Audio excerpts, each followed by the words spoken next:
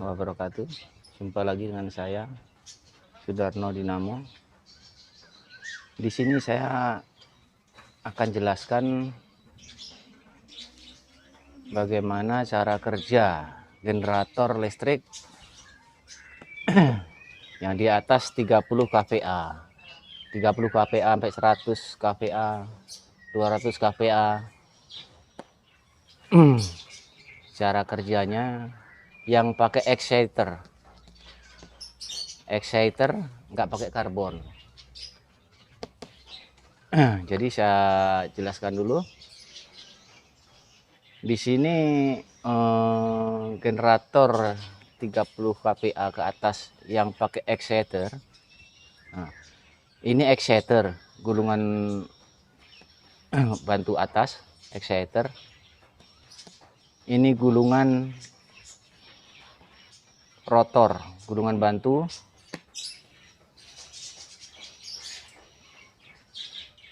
Rotor induk untuk rotor induk.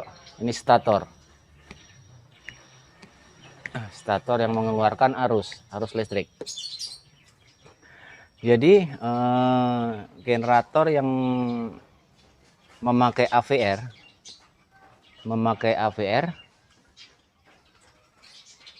jadi pakai X1 X2 ini ke exciter, ke gulungan exciter. Jadi yang L1 L2 01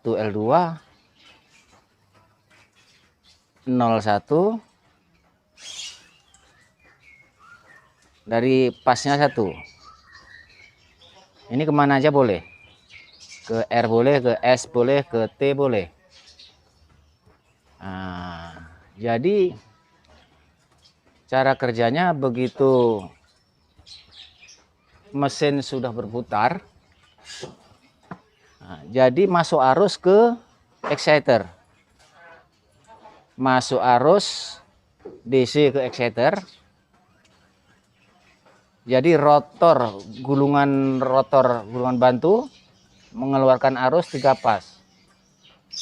Mengeluarkan arus 3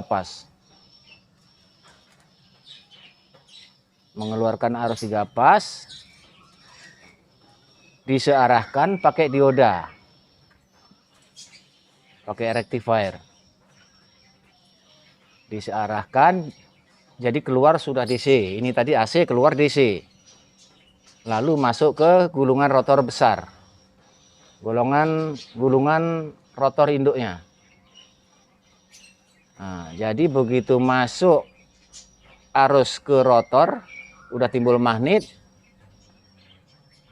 baru stator mengeluarkan arus. Stator mengeluarkan arus 3 pas, yaitu R, S, T. Yang ini 0 gabung. 0 gabung 3, jadi ini antar pas 380 volt. Nah, ini N0. Nah, jadi yang kita butuhkan di sini untuk reset generator ini, jadi jangan sekali-kali set untuk voltasenya jangan terlalu besar dulu kalau mau reset generator listrik yang pakai AVR.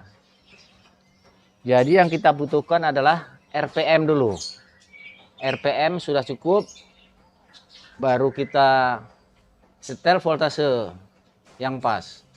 Jadi RPM cukup, hajatnya udah 50 hajat, 50, baru bisa disetel voltase. Nah, jadi di sini AVR ada tertulis stab, yaitu stabilizer 50 kilo. Trimputnya nih, potensio. Yang voltase 10 kilo. 10 kilo. Jadi umpamanya kita mau menghidupkan, mau reset genset ini, voltase harus dikecilkan dulu. Kita kejar RPM.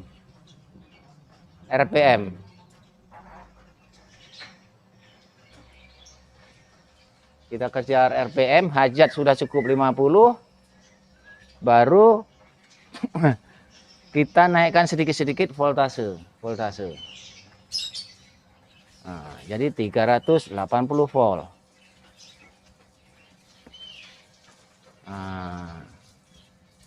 Nah, jadi kalau RPM ini belum mencapai 50 hajat, jadi nanti kalau ada beban berat, dia ngedrop, tenaga mesin nggak ada, jadi merusak yang lain, voltase turun, merusak elektromotor, beban-beban berat, jadi down, voltase turun.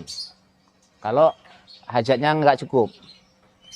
Nah, ini kunci harus cukup. Tenaganya harus kuat.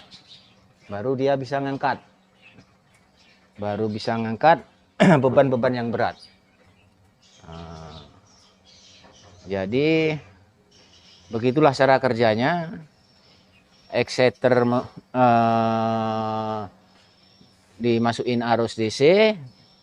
Baru keluar rotor bantunya, disearah dioda, disearahkan, masuk ke rotor induk, baru stator mengeluarkan arus. Nah, jadi kalau kita tahu cara kerjanya, otomatis kita mudah untuk memperbaikinya.